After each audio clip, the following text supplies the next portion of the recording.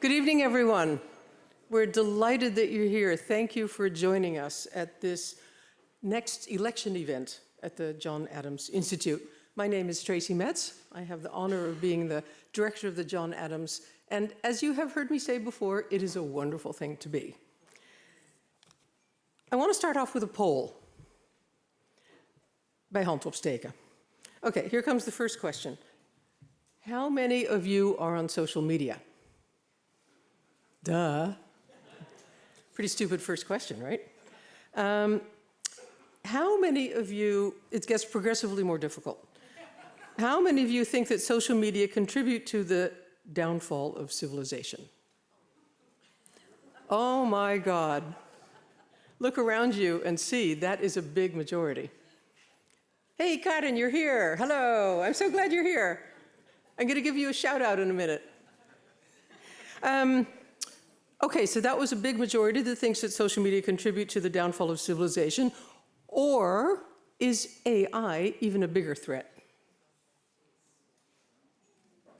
Small minority. Yaël, you're keeping tabs, huh? For your talk. Okay. Third question. How many of you believe that social media and open democracy are compatible?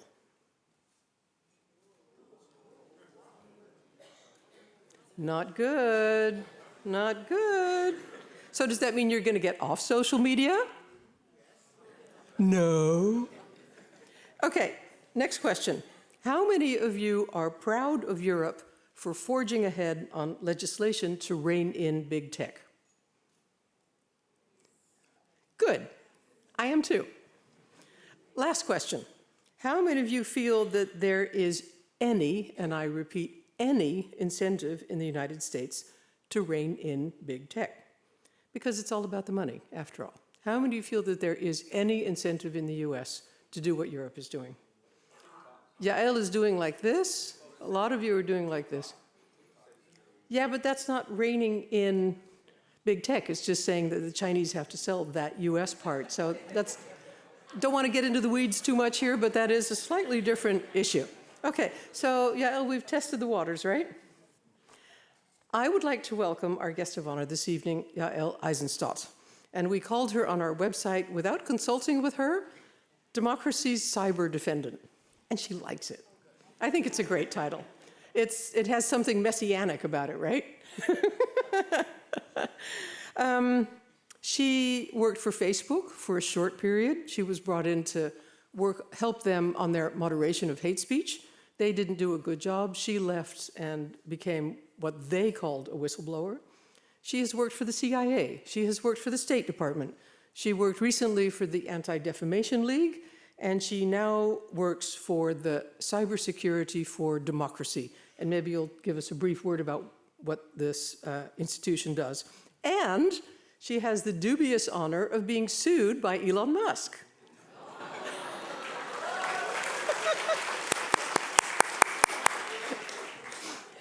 I think that's a feat, actually.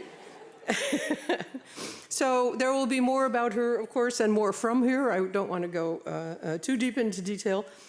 I want to thank a couple people for making this evening possible.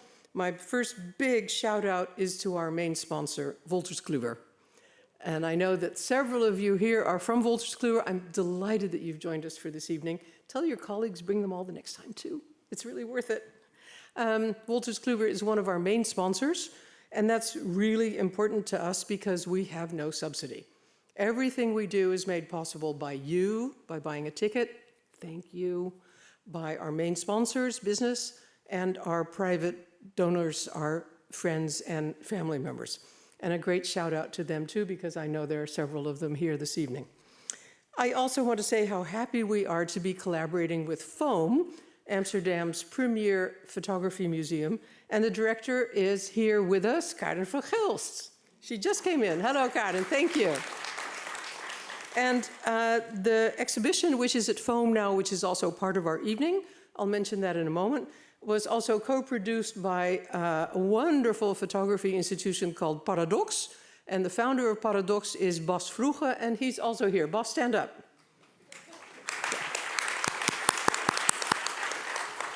I think both Foam and Paradox do wonderful work, so I'm really happy that we can bring these institutions here together.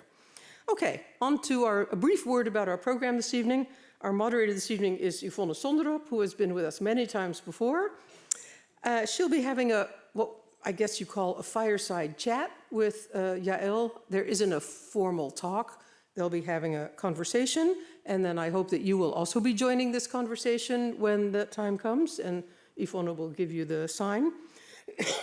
And they will be joined by two artists, Jakob Ganslmeier and Anna Zibelnik, who together have produced an amazing show, which is in Foam right now. And the show is called Giga. And of course, Giga is a word that is constantly on the social media. Everything is bigger than life, powerful, bigger, toxic. And they have a number of videos in the show, which I won't say anything about. They'll be showing one of them, if I'm correct, and also some stills from some of the other videos. So I don't want to steal your thunder. I will leave it at this, and I hope you have a really stimulating and exciting evening, because I already know how good this is going to be. So sit back and enjoy it, and make sure you have your questions when the time is right. Thanks so much. Yvonne.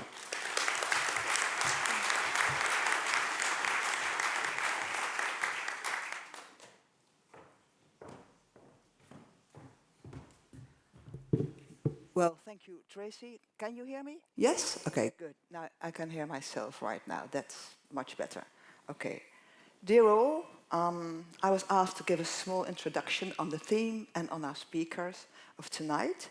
And I think I have an idea why John Adams Institute invited me to moderate this evening. I'm a former journalist, invested in truthfulness, but I'm also the chair of Stichting Democratie en Media. That's a foundation for democracy and media. And I think there is an important relation between media and democracy. Proper and trustworthy media help citizens understand and know our world. They bring information to help us develop viewpoints on policy so we can take part in the democratic process. And a plural media landscape, as we in the Netherlands have been enjoying for many years now, is worth defending, in my opinion. This means that we should understand how tech companies operate and what challenges we face in protecting this public sphere. And it's also a main concern for our guest tonight, Yaël Eisenstat. Just this weekend, I realized that 10 years ago, I was also invited to moderate an evening on social media and its consequences for society, also hosted by John Adams Institute. Clive Thompson, an American writer and journalist, was our guest. He had just written a book called Smarter Than You Think. Clive argued that social media were actually making us smarter because they allowed us to connect to people and visions we otherwise might not encounter. And social media give a voice to people who never had one, he said. We should value that and not just be pessimistic about what Facebook might endanger at the time. And look at us 10 years later. Social media have become omnipresent, keeping us glued to the screens, killing our attention spans, spreading unhappiness amongst young people. Clive's arguments still count. Social media brings lots of value to lots of people. We wouldn't want to do without them. I mean, it showed just with the poll, right? We think it's a danger and still we keep on it. But nowadays, worries, fears, and even outrage have become dominant when discussing the role of social media. They have been giving way to dividing and polarizing forces, making good money out of it. And some people even argue that social media are dividing and polarizing forces themselves. That's in their nature to divide our societies. And Yaël might enlighten us on this question. Could social media be adjusted? Perhaps we can talk about that later. Social media had and still have an enormous impact on media, politics, on trust and truthfulness in society. They have a clear influence on our own behavior, more than we would perhaps admit. We may be addicted to our phones, but we don't enjoy being addicted. It doesn't feel like there's a proper power balance between tech companies and ourselves. It doesn't feel like a healthy relationship. Here's where our tonight's guest, Yaël Eisenstat, comes in. She labels herself as a tech and democracy activist. For years, she has been combating extremism in many different capacities, first as a diplomat, nowadays as a senior fellow at Cybersecurity for Democracy, a research-based movement to counter online threats to our social fabric, like, for instance, misinformation. After vocally criticizing the harms that social media have inflicted on democracies worldwide, she was appointed head of global elections integrity for political ads by Facebook in 2018. But she didn't last long. After a mere 6 months, Yaël stepped down. Afterwards, she spoke openly about the company's inability to meet its responsibilities to secure fair elections. Ever since, she's pushing for changes in tech industry, traveling all over the world, bringing her to Amsterdam tonight, to help us understand what is happening, to give us a proper analysis, and to help think what we can and what we should do to protect our democratic societies from the harm that is being done. Now, I know, and you know, that this topic of tech dominance has so many angles to discuss. We could be speaking all day about the economics, the politics, and the culture of Silicon Valley, the working of social media, the possibilities and fears surrounding AI, and still not address all relevant issues. So, as your moderator, I had to make a choice. For the first 30 minutes, I will invite Yaël to elaborate on what I should call the analysis of the problem, including the political situation in the US and fears regarding AI. I will also be giving the floor to 1 or 2 questions from the audience, of course. Then we will have a very interesting and relevant intermezzo, and Tracy already mentioned them, 2 wonderful artists who work in the digital realm and who want to show us what social media are doing to male identity. They will show us a part of their artwork that's being exhibited at Foam Museum right now, and they will join Yaël and me with some follow-up discussions. And finally, I would like our conversation to focus on the question, what should be done? What can we do? How can we incentivize tech companies to do better? What is our own role as a consumer, as a citizen? There may be no easy answers, but I know that many of you truly worry and feel that they should do something, albeit just protecting young people from the mental harm they experience right now. Of course, there will be room for your questions and your concerns. But for now, I would like to invite Yaël to the floor. Please give a warm welcome for a true warrior for our democracy, Yaël Eisenstat.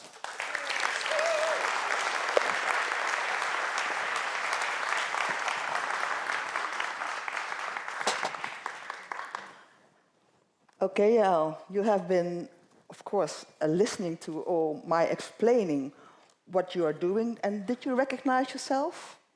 I did, thank you. You did, good. Then tell me, 10 years ago, I was moderating Clive Thompson, and you were a diplomat at the time. What made you change course?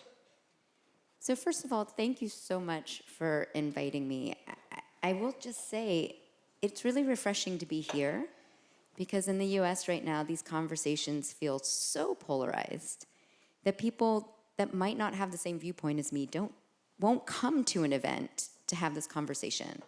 And so I'm just really thankful to John Adams Institute for inviting me.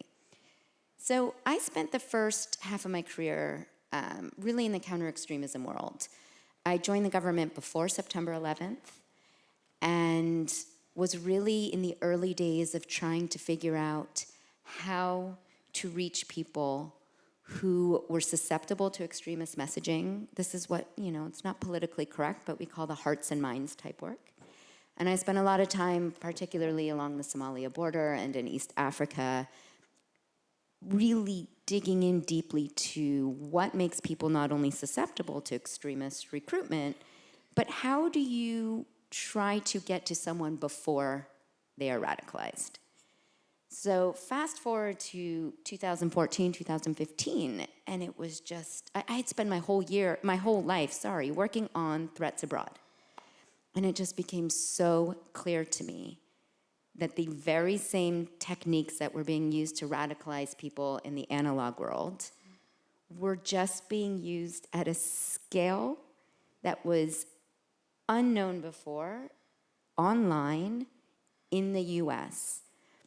And so I shifted my entire focus to what is happening in the US? What is this? I mean, you have polarization up there. Polarization in and of itself is a complicated word, but what is it that is dividing Americans so much to the point that I started to say that Americans were being radicalized, which nobody wanted to hear. No. Nobody wanted to hear that Americans were being radicalized. And the more I dug in, there are a lot of factors at play. I will never say social media is the only factor, but the way social media, especially the biggest, especially back then, are designed was exactly the same thing. It was how to exploit our vulnerabilities to make sure that we're receiving the messages that are going to resonate the most with us, and the effects that was starting to have on radicalizing the US. And so that's what made me shift my whole focus towards looking at the technology and social media lens, and I started speaking very publicly about it, which is when Facebook called. One could argue perhaps to try to silence me as a critic, I don't know, but when they offered me to come in-house and lead what should have been such an important part of their work, yes, I said, I have to. And what did you learn while working at Facebook? So that could take a whole week to unpack, so I'll try to be as brief as quick as possible. I mean, honestly, so I went in 2018. To be very clear, the offer was made to me 1 minute, exactly 1 minute after the many-hour-long Senate hearing where Mark Zuckerberg was grilled. The first big Senate hearing, they called me 1 minute after it ended and offered me this role. I had just heard Mark Zuckerberg, I mean, they'd been interviewing me, obviously. I had just heard him say over and over and over again how important it is that he protect the upcoming elections, that they couldn't have seen all of these things coming, that they have to do better. And then they call me 1 minute later. So I went in, I would say, cautiously optimistic. I learned a lot. I will say there are so many amazing people working at these companies who truly believe that what they are doing is changing the world, saving the world, who in their hearts and minds have the amazing intent. But unfortunately, anybody who truly wants to protect against the negative elements of social media was never going to win. You are absolutely saying that the business model of these companies is wrong. And so I was definitely never empowered to do the work I was hired to do. But what I learned is it doesn't matter how many good people work at the company. It doesn't matter how good you think you personally are as a person. What matters is the decisions of leadership and the incentive structures for these companies. And there was just no way that Facebook was going to make the changes that I was advocating for from the inside. So you had to leave? Had to leave. And now it's 2024, important elections coming up. Did Facebook change enough? So a little bit, yes, and then largely no. So I left in 2018. I did not go public right away. It is not the easiest decision to go public about a company that big and powerful. I went public in 2019 because there was a moment where Mark Zuckerberg made a decision that he would never fact-check political speech at the time, and all of the ways that that could lead to voter suppression, to disinformation about elections. And so that's when I went public. Now, in 2020, in the lead up to that election, many people on the outside warned of what was coming. A full 9 months before the US election, I gave a very public talk where I laid out exactly why, because of the way the Stop the Steal lies about the election were not just spreading online, but how conspiracy theorists were connecting, how the algorithms and recommendation engines were connecting people to plan. I specifically laid out how there would be post-election violence fueled by Facebook if they did not change what they were doing. And that was 9 months before the election, a long time before January 6th. Wow. So did they do better? Clearly not. After January 6th is when some of these companies woke up a little bit, and they did start implementing some policies, hiring more trust and safety, listening a little more to outside experts. But now, just fast forward to 2024. Yes. We have what I would say is arguably going to be one of the most difficult, heated elections in the United States coming up. And I will say without hesitation that our social media companies are less prepared now than they were 4 years ago, or possibly even less prepared than they were in 2016. How's that possible? They have decimated the trust and safety teams in most of these companies.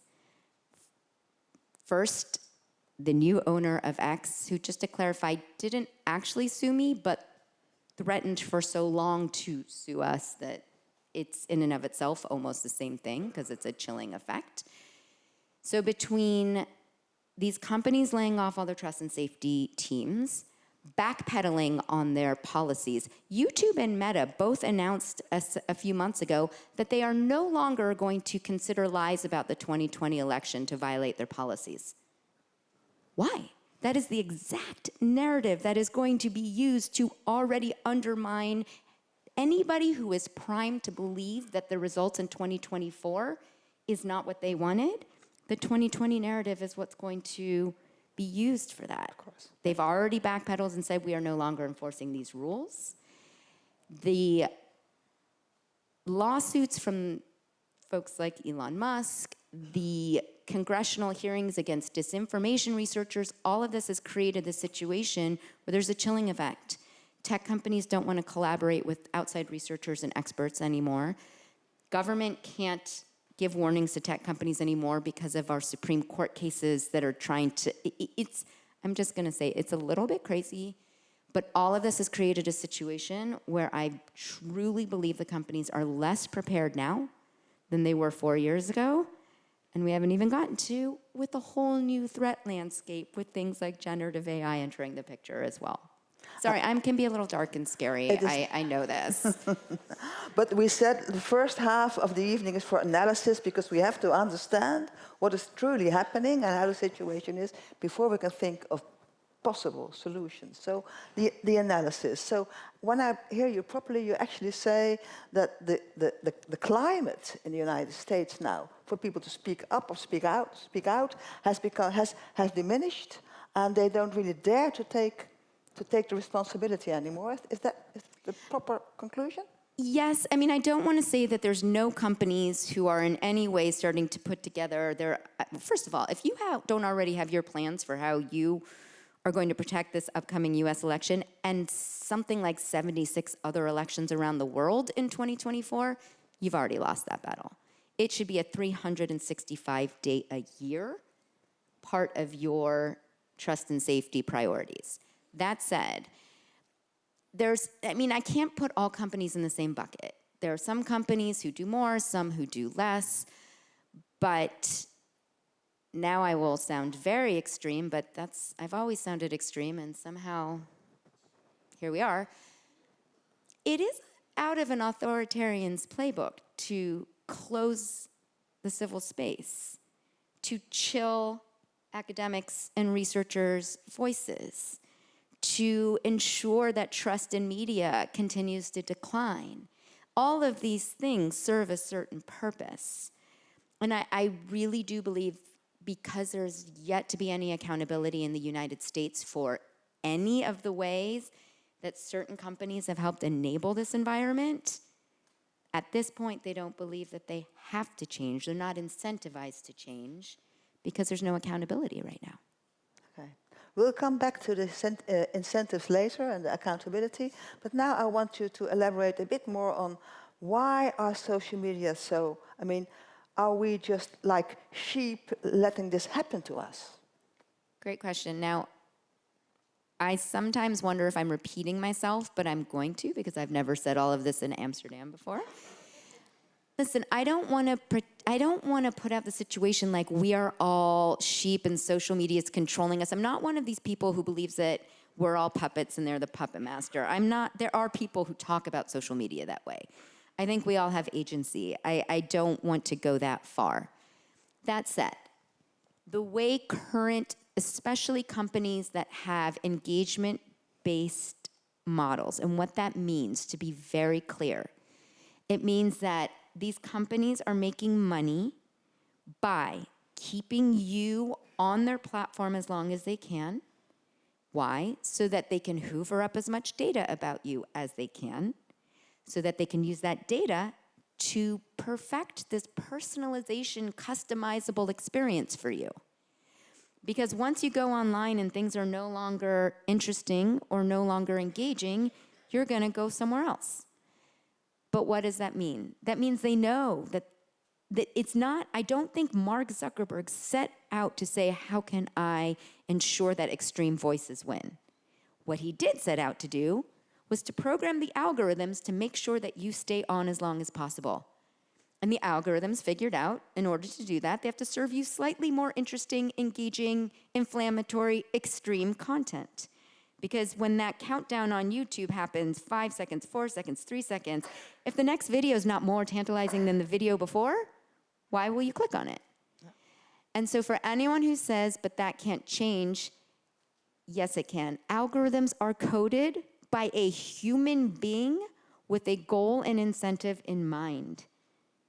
And right now, that goal incentive, to this day in the United States, still remains exactly what I just explained. None of that has changed. Okay, so this is a kind of deliberate, almost you could say it's deliberate.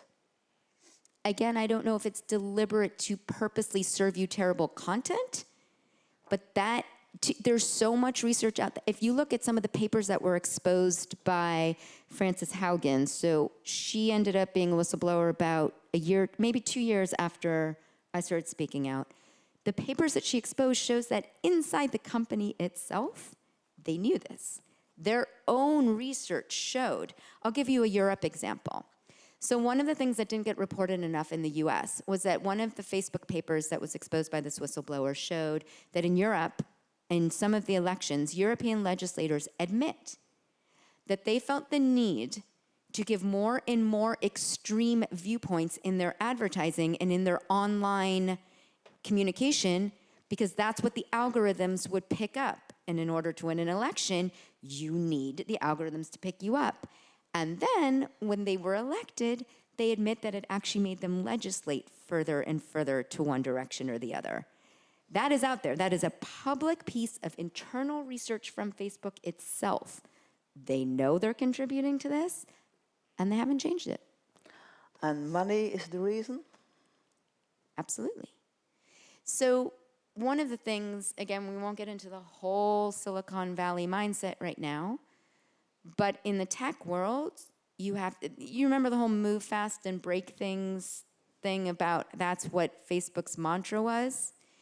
Because the most important thing is to scale and dominate the entire landscape. That is the only way you're going to succeed. So if you can be the ones to get the most amount of attention in the world, the most amount of human behavioral data, you are going to win, and the markets, at least in the US, are going to reward you. So it's money and it's frankly, it's power. With Mark Zuckerberg, there's enough out there. It was power. One of his other mantras was company over country. Company over country, okay. And so you want to dominate. I mean, so I understand the Silicon Valley companies and Mark Zuckerberg, you need to dominate, that's their view, you need to dominate. Are they worried about TikTok? So TikTok is an interesting situation. Of course they are. I mean, the companies themselves are, of course, worried about TikTok. I don't have anything to prove what I'm about to say. I also know when what I'm saying is conjecture versus based on actual evidence. This is conjecture. I would not be surprised if certain Silicon Valley leaders are behind pushing the message that we should ban TikTok in the United States. It's really not far-fetched to think that. TikTok's an interesting case, though, because way more popular, obviously, with the younger generation. Apparently, the most magical algorithm that really knows how to feed people what they want to see. What's so interesting is I was one of the researchers when I led the team at the Anti-Defamation League that was constantly asked, what is TikTok doing? Is TikTok putting their finger on the scales? Are their algorithms prioritizing certain content over the other? And our researchers went deep into exploring these questions. It's actually unprovable. There's no way to know this. And some of the data out there, I am telling you, is not based on great data science. But the fact that it's unprovable is the problem. There's zero transparency into how that algorithm works. So, sorry, this is turning into a long-winded answer. The idea, so they're not trying to ban TikTok in the US, they're trying to make the Chinese divest, right? That's a whole national security question. I'm happy to go into it unless that's going off topic. But in my opinion, you're not actually solving any of the problems here. First of all, if there's such a national security problem with TikTok, then I think the American public deserves to understand why. I'm not saying there isn't. I'm saying this is all closed-door classified briefings, which I used to live in that classified world. The American public has been shown no evidence yet that the Chinese are actually influencing the algorithms in the US. That said, the fact that they could, in and of itself, should concern people. Just like I've always said, Mark Zuckerberg, I don't think he intentionally put his finger on the scale of any particular election, but the mere fact that he could is more power than any one individual should be allowed to have. So that was a long answer, but TikTok complicated. I see. And I would. Why would you have special rules for TikTok and not for Silicon Valley? That was a question Europe might ask. Yeah, so that's why I said they're making it a national security issue. But let's say they ban TikTok tomorrow, which, I mean, you'd have uprising from like high school and college students all over America if you did that. But let's just say they did that. In no way did that solve even one of the things I just talked about up here. In no way did that solve that YouTube and Facebook and Instagram and X and all of those businesses still have the exact same business model that I described a little while ago. It doesn't fix any of the things I just mentioned. No, and to me, but perhaps I'm wrong, it looks like you say, for TikTok, we do not know how the algorithm works, right? Nobody knows. You've been trying to find out. It's impossible to find out. Isn't that the same threat that AI is in front of us, giving us? So one more thing about the TikTok thing, then I'll move to AI. This is why actually passing fundamental transparency legislation in the US, it'll affect TikTok. But it will also affect all the other companies. Actually passing federal data privacy legislation in the US will affect TikTok, but it will also affect all the other companies. And in my opinion, it is so much more important than just singling out one company. That said, if there's such a national security threat, I would love to learn about it. And then maybe I'll change my mind.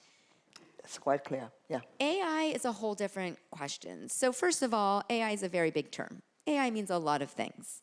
I will just talk about two elements of AI. Everything I'm talking about when I'm talking about how social media algorithms contribute to, let's remember the reason I got in this to begin with was always about the extremist threats to democracy and how social media algorithms were contributing to extremism, were polarizing people. Algorithms are powered by artificial intelligence. So there's that part of AI that's not new. So sure, when I talk about AI's threats, I am talking about the same things I've been talking about for many years.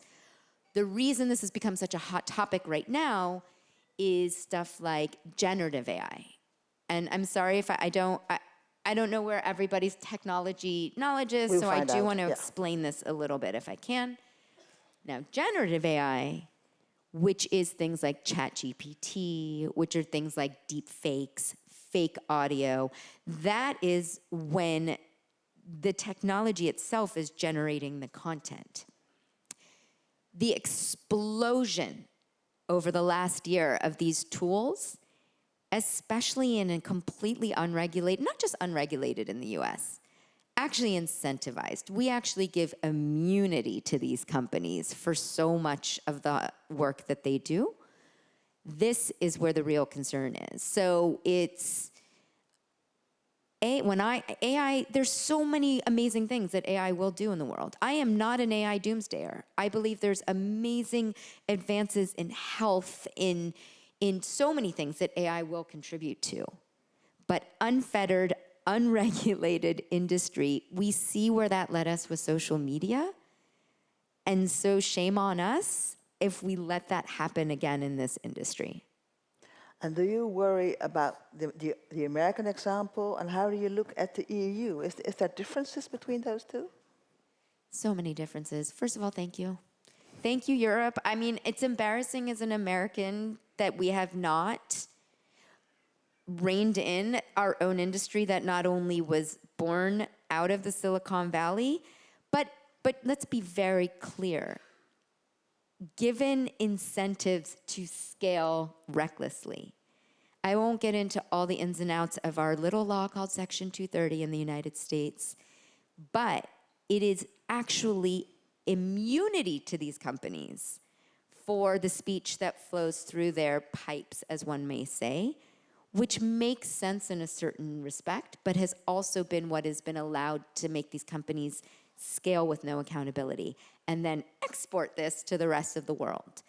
As an American, I will say when I said shame on us, I meant us Americans. Shame on us for not recognizing that these companies were bred in that way, and it really is, it should be our responsibility to figure this out. That said, Europe is so far ahead of us, and I have spoken with many European legislators over the years. I think European legislators are so far ahead on privacy, on potential transparency. It'll be so interesting to see what happens with the DSA when, now that enforcement is starting to come into play. My hope is no technology company wants to have to operate differently in different countries. Their whole point is they don't want borders. Their whole point is that they want to be able to scale around the globe. So my hope is that some of the things that are happening in Europe right now will show, and so part of what we do, I'm sorry, I didn't mention at all what we do at Cybersecurity for Democracy, but one of the things we're going to do is really help test out DSA enforcement. Oh, sorry, the Digital Services Act. Yay, Europe. Yeah. One of the things that we're going to do is really help test out DSA enforcement and prove that it is possible to enforce laws that still allow these companies to grow. I believe, to the opening question, I still use social media. I don't believe that social media is all evil. I do believe that there's so many people who did not have a voice before who can have a voice thanks to social media. But the idea that you cannot regulate it, I am really hoping that Europe is about to prove that that's not true. Well, that sounds like something interesting indeed. Are there any questions in the audience regarding the analysis? I see one. Can you please stand up and ask your question? Yeah.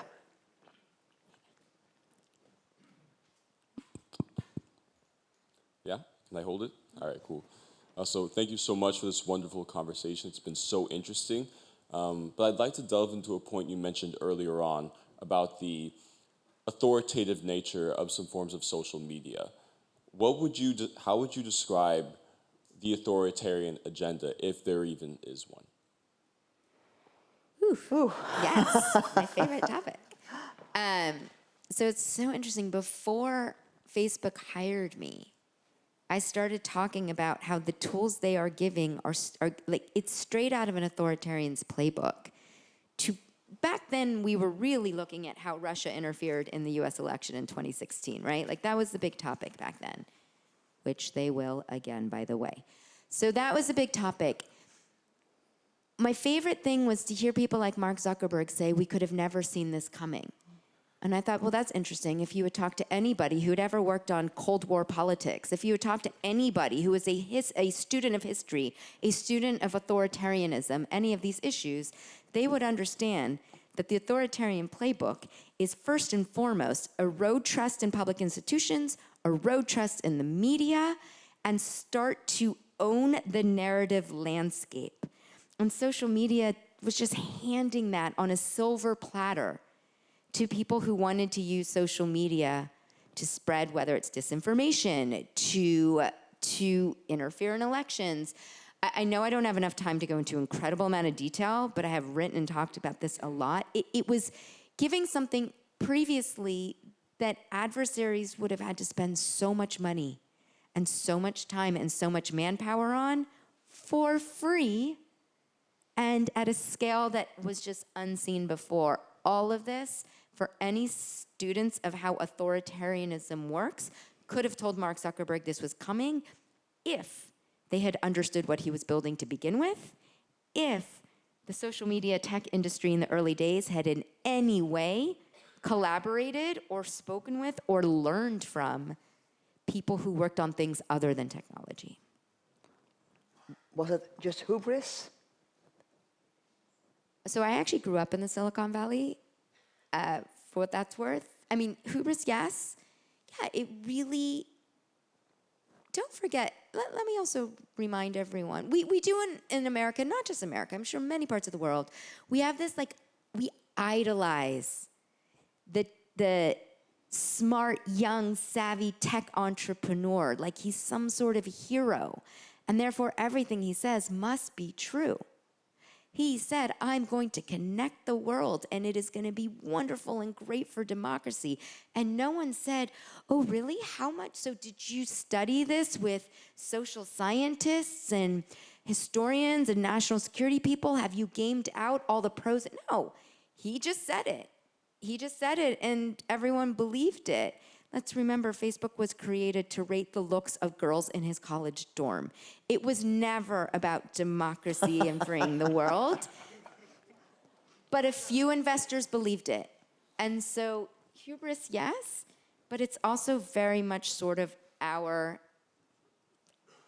very unfettered capitalist way of believing in the entrepreneur's vision. Very clear. Is there one more question in the audience? Oh, I see two. I see many. I'll give one more because we have a huge program. You, sir, over there.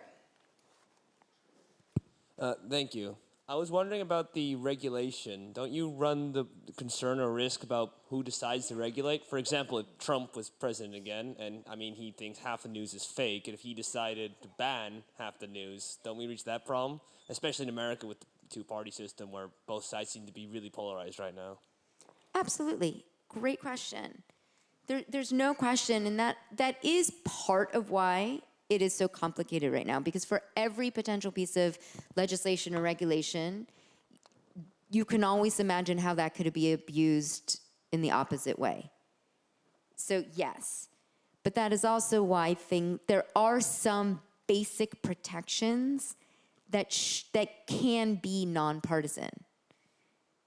Data privacy, I mean, it is amazing to me that the United States still does not have basic data privacy protection. This is why when we talk about transparency legislation, it's not transparency just for transparency's sake. It's transparency so we can at least pull back the curtain on this black box so we can understand what's happening so that we can create smarter policies in the future. I am not an advocate for certain pieces of legislation that can absolutely be abused depending on who comes into office. We see it already with like the Texas and Florida bans. Your question is spot on, but I wouldn't use that to stop us from trying to do anything. Well, I promised you that now we would get the opportunity to speak about solutions. Because I don't know about you, but the first time I heard this story, I thought, oh, this is grim. How are we ever going to solve this? This is so big. And I can imagine that many of you, and you must also encounter many people who feel like, what should we do about this? Tell me, Yaël, what should we do about this? There's no one silver bullet solution that's going to fix everything we talked about. I just need to start with that because people often, they want you to unpack the problem, expose the problem, study the problem, explain it, and then give you that like succinct 3 bullet points on how we're going to fix it all. That I cannot do, but I can talk about some of the things we're trying to change in terms of how social media plays into it.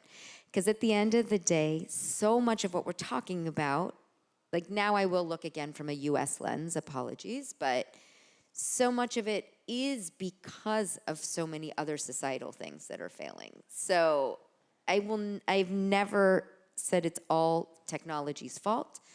But that aside, I can't fix all of society right now in this talk. So for social media companies, what's so interesting about what the artist showed us and what we've been talking about, again, is people say, well, but it's just speech.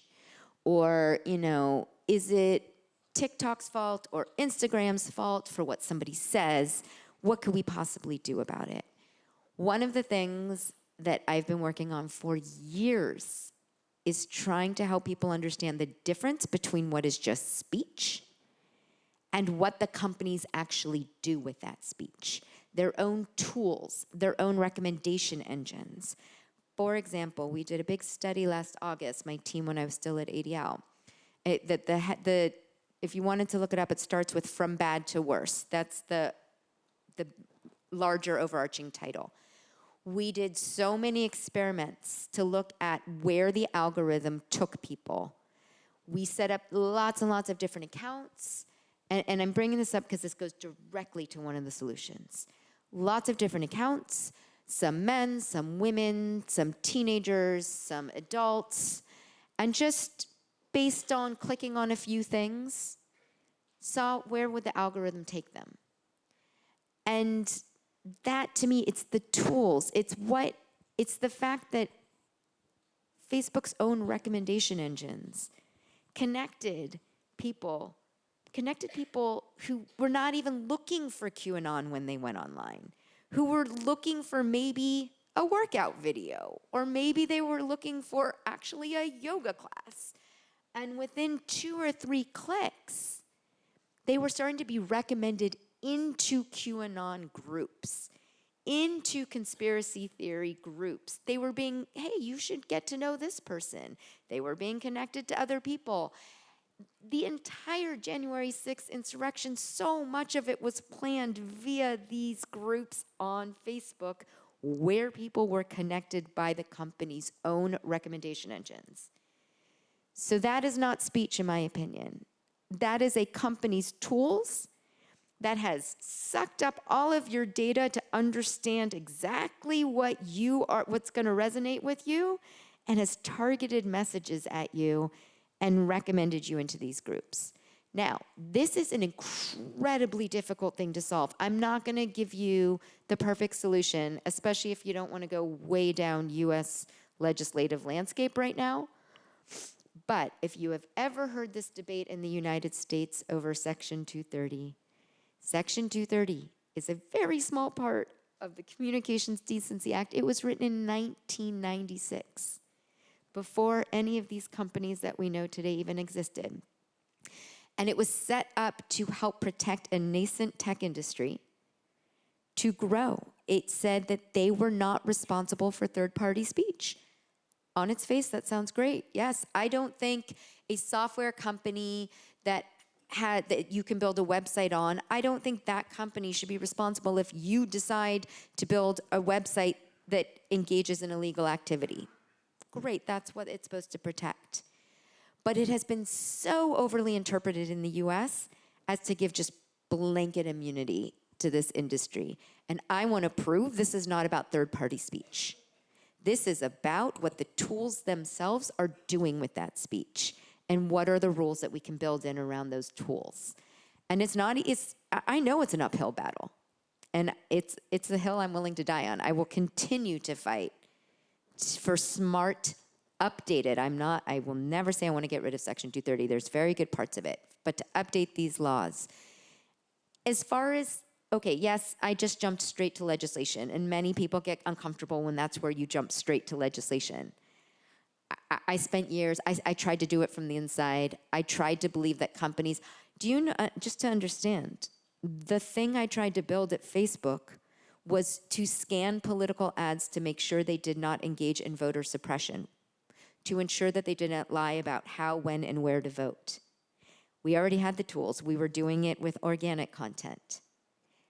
It was doable, it was scalable, it was inexpensive, and we had the technology to do it. And they said no. So it's not that these companies cannot do these things. They are not incentivized to.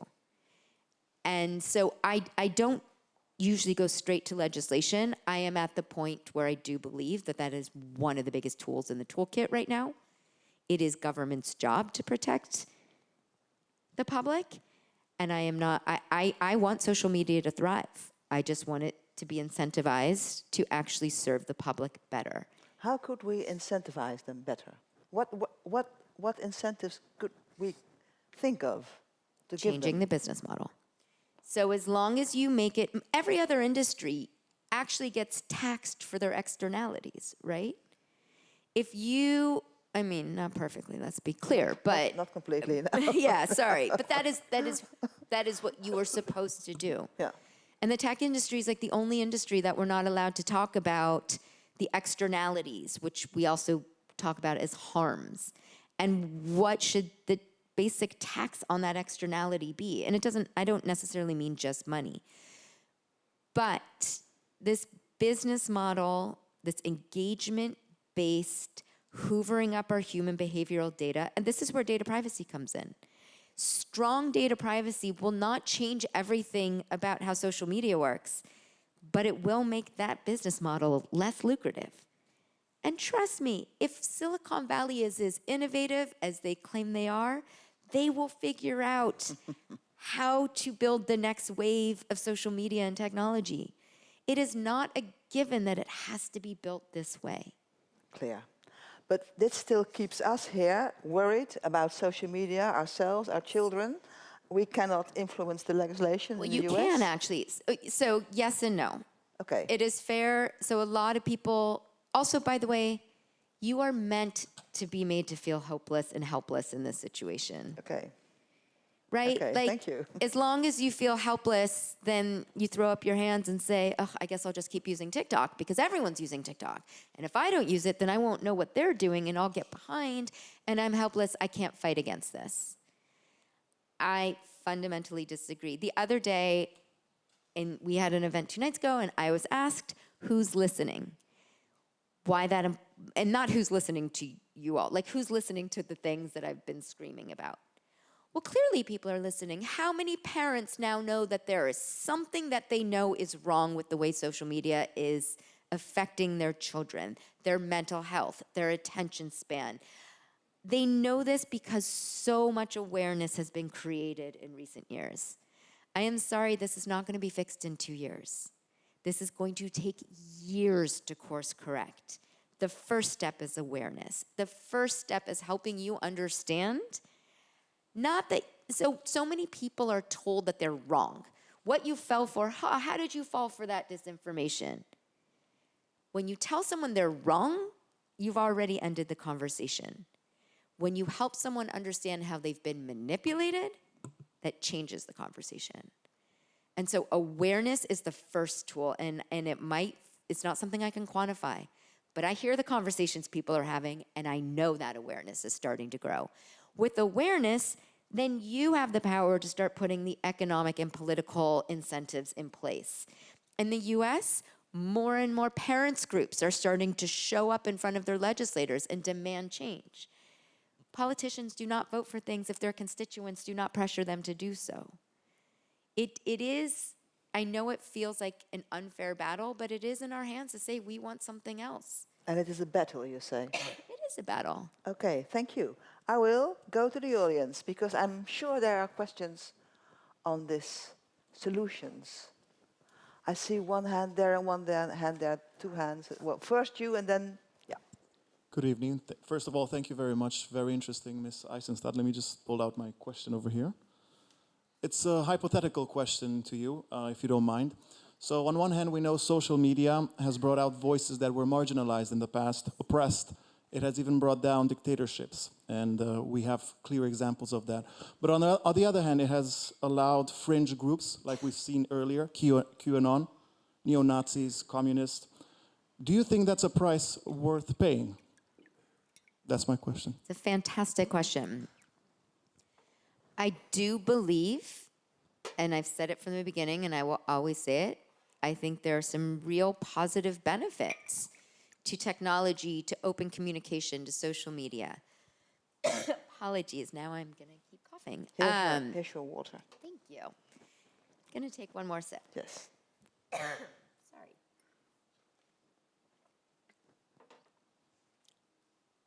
The days of where social media did things like enable the Arab Spring, those were the early days. Unfortunately, oh my goodness. Pardon me. See if I think my voice is just... Yes, you need something to, you need some I have a sugar drop. or something, a drop or something. Yeah, you take a drop. Oh my goodness. Look at that. Well,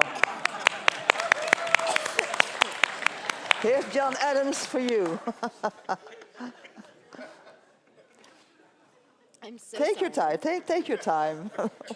We can wait. How about we get a second question and I will come back to your question. Just give me a Great. moment. That's a very good idea. The second question was over there. Yes, I see your hand. Can somebody go to the lady there?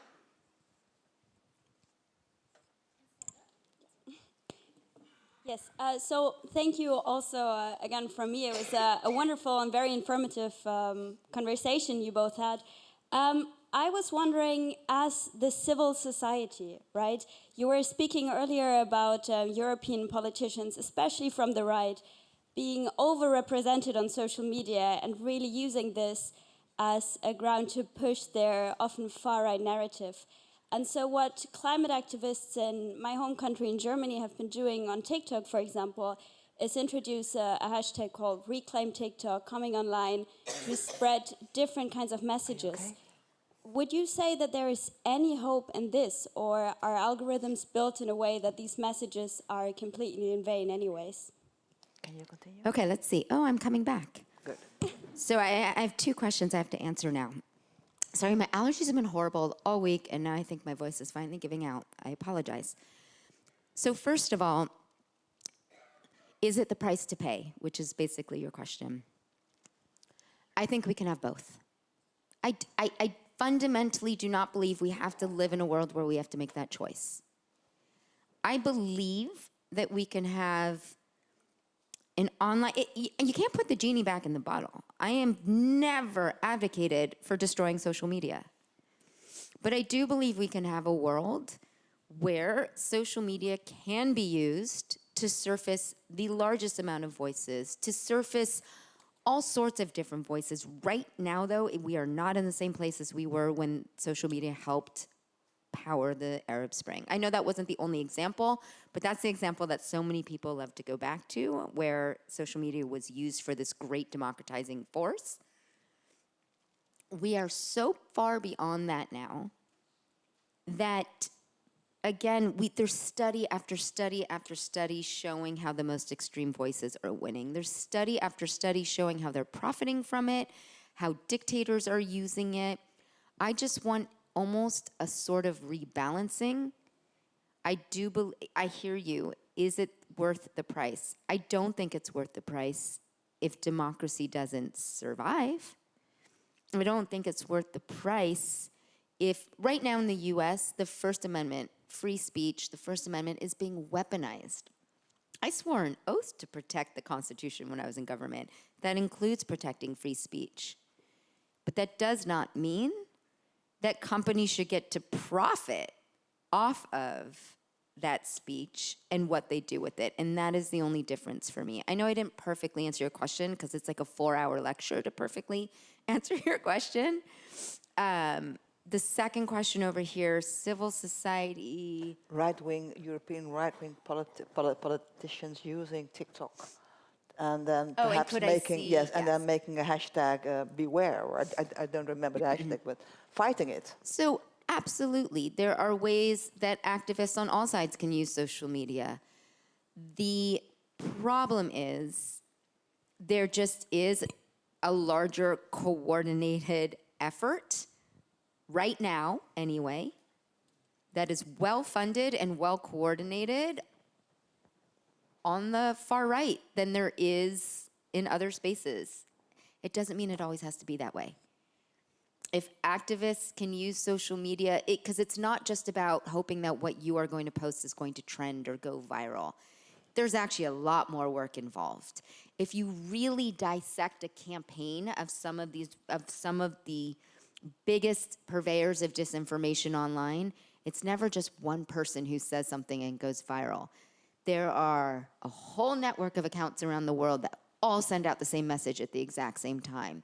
They all amplify each other's. Then the algorithm picks it up. Then so it's a lot of work, but yes, I believe that activists can use the same tools and the same toolkits, but these are coordinated efforts. A lot of work. Yes. Okay, quite clear. There's someone wanting to ask a question.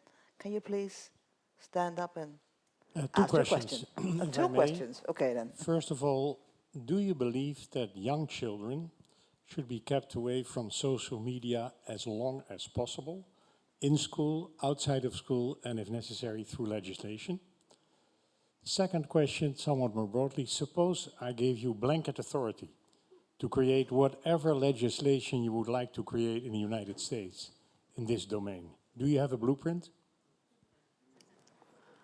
Ooh, that's a lot. So on the first one, there's a lot. I mean, I will be very honest. I am hesitant to go too far in recommendations that I have not really sat down and studied the pros and cons, what some would call unintended consequences. I do not call it unintended consequences. I call it unexamined consequences. It just means that people aren't thinking about all the potential. And I say that all for the children's question. Absolutely, we have to figure out how to protect not just children's mental health, but how these technologies are affecting youth. I don't have the perfect solution. I do believe, because here's the problem. If you tell your child that they can't use social media, but everybody else in their school is, I mean, there are some teachers in the US who actually send their assignments via Instagram. Like, it is impossible at this point to tell one child they can't when everyone else around them is. Do I think it should be legislated? I am not sure.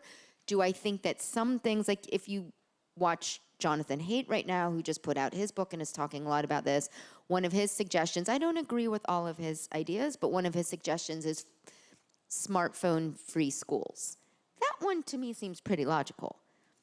At school, at least, put your you should not be able to bring a smartphone to the classroom. I think there's some things, I don't have the perfect answer yet. Without a question, though, we have to figure out. There are people who are working on that much more directly than I am. Okay, and now Yaël is ruling the world. Okay, so now I'm ruling the world. The funny part is a lot of the problems that I'm talking about are not necessarily technology solutions. I'm going to go way off script from what you think I was going to answer to that question. In the US, first and foremost, I would take money out of politics. One of the reasons we cannot legislate this industry is because of how the lobbying industry and money in our politics work. That was probably not the solution, but if I am king for a day or queen for a day or ruler for a day, I would change our entire system of how politics works in the US. That's first. Short of that, I would absolutely end the ability to use human behavioral data to target us without our permission. And that goes into the whole business model. That means being able to hoover up. And when I say human behavioral data, I don't mean what is your zip code. I don't mean, what city do you live. I actually mean, what is it that makes you tick? What is it, again, you've heard the stories of how, Facebook knows you're pregnant before you even know you're pregnant. Crazy things like that. I would absolutely say we have got to figure out how it cannot be legal to use your own personal human behavioral data against you to target you. That's a business model question. That's a transparency question. That's data privacy question. And I would absolutely update Section 230 to say that companies no longer get preemptive, for the lawyers in the room, preemptive immunity automatically for anything that happens on your platforms. We have to define what accountability looks like. For me, that's updating Section 230. That would be way too wonky in a 4-hour lecture as well. Okay. Well, that's quite an agenda. So who knows what's going to happen in the future? But there's one, and I'll allow you the last question. Will you two last questions. First you, and then you the really true last question for you. Thank you for your talk and your explanation. I was wondering, with the emergence of generative AI, and of course we're all very, or at least a lot of people, some not, but a lot of people are very concerned about it. Today there was this, or yesterday there was this launch from Microsoft where you can make a picture, just say, you only need a picture from someone and you can make it say things, anything, and it looks real. So what is your idea on how this impacts media, trust, disinformation, because anybody can now do anything, basically. This is a great question, because I realized we didn't really talk much about generative AI. Good. So if I look at, first and foremost, let's be very clear. Generative AI, things like deep fakes, fake audio, fake video, there is no question who it's going to harm first. It's going to harm women first. If you look at how much, call it revenge porn, which I don't like that term. Many people are moving away from that term now. Deepfake pornography. It's always going to be women first and marginalized communities first. So yes, I am very concerned about how generative AI will be used in that sense. When it comes to trust, what's so interesting is there's a lot of debate right now in the US about whether generative AI is really going to affect this upcoming election. And people say, oh, the technology is not that great, or oh, the media can debunk, or you know, this fake audio went out in Joe Biden's voice convincing people not to show up to vote. And people say, oh, but the media was able to debunk that quickly enough. Here's my actual larger fear about that. The mere awareness that these tools exist is making people trust even less in the information environment. And when you don't trust anything anymore, that's what my biggest fear is. And one of the things we call this is the liar's dividend, right? People, you will see, you're already seeing this. The next time a really bad video or photo comes out of a politician actually doing something really bad, all they have to say is, that's not me, that's fake. And you will never, no matter how much the media says, no, we authenticated this, it will not matter. Your believers will believe that it was fake because you said it was. The very erosion of trust. So do I think generative AI in and of itself is going to persuade enough voters in the United States to change the outcome of an election? Maybe not. Do I think it so incredibly erodes trust that politicians can use it to sow more discord? Absolutely. Clear. I know, I'm so discouraging. I will say this, if I'm ruler for a day, generative AI absolutely does not get Section 230 immunity. Okay. You cannot say that if it generates the content itself, that is still third-party speech. That is one of my, if I'm ruler for a day, no way generative AI gets Section 230 immunity. Let's vote for you. Okay, last question is, where is the, yeah. Last question is for you, indeed, yes. Thank you. Would it help if a very short statement is prepared for all the few big tech companies in the world to put the signature, like, we will never misuse our position, something, you know, and then if they then keep that, if they don't do it, then we can say, hey, you put the statement, your signature, Mr. Zuckerberg, you put your statement there, and in the end, if they don't misuse their position, then it's fine. If they misuse their position really, if things really get out of hand, we can always, I mean, in Russia they had V-Contact or something. We can always, in Europe, we can forbid them and start an alternative. But that's an extreme case. If they behave, if they don't misuse their position, we just let them go on. Do you think such a short statement would help for the big tech companies? So it's an interesting proposition. The problem is, how would you ever be able to prove if they misuse their position? One of the things that some of these tech leaders are very good at is making you believe that it is way too complicated for you to understand. It is not. But they will have you believe that. They will inundate you with research from this university and this study from that university, and proving whether or not they abuse that position is what having things like transparency legislation is all about. So while I love the idea, the question is how would you actually be able to prove if they misused their position? Clear. Well, on this note, with slightly hopeful, but not very, very hopeful If I was not hopeful, I would not continue to do this work. Tracy, yes, I will ask Tracy to sum up our evening.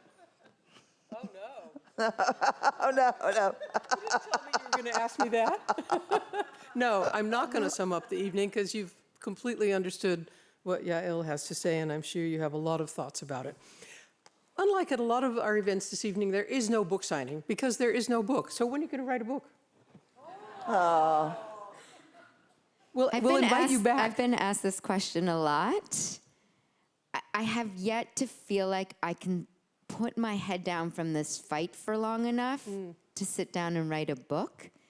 That said, when I am ready for that moment, maybe I'll come do it in Amsterdam because it's just so much nicer here. In the US, I just feel like I'm fighting too much right now to put my head down and write that book. Okay.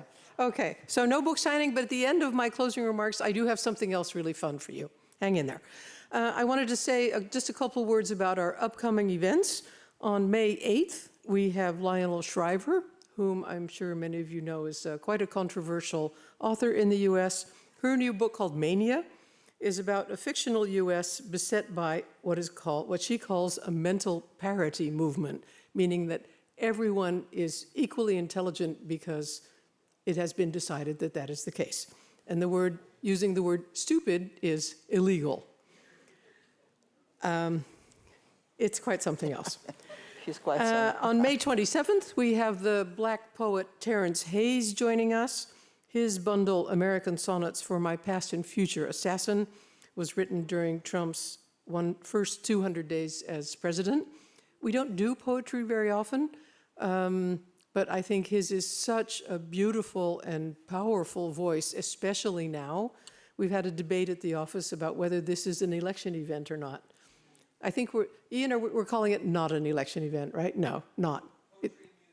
Poetry and music. Better. There is solace here.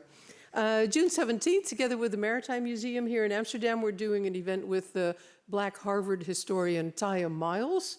She wrote a book called All That She Carried, and it's about a very simple cotton sack that was passed on from an enslaved mother to her daughter who was leaving the plantation. It was passed on for generations.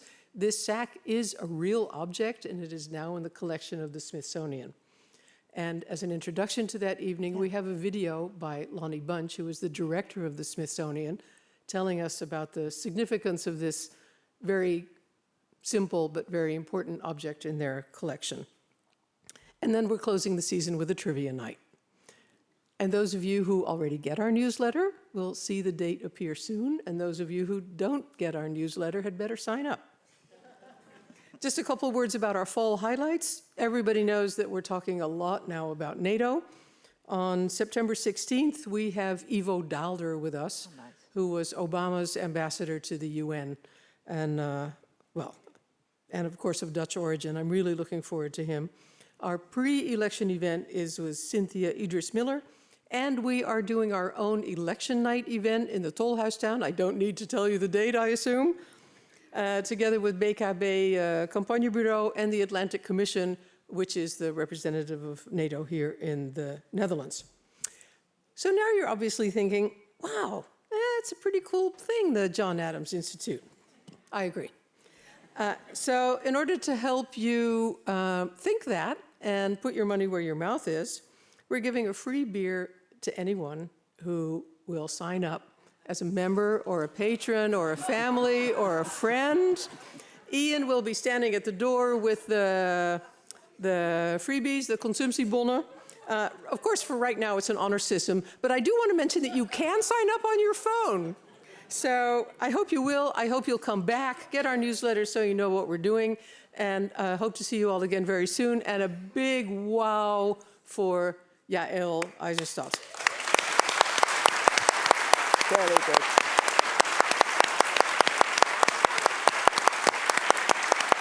Well done.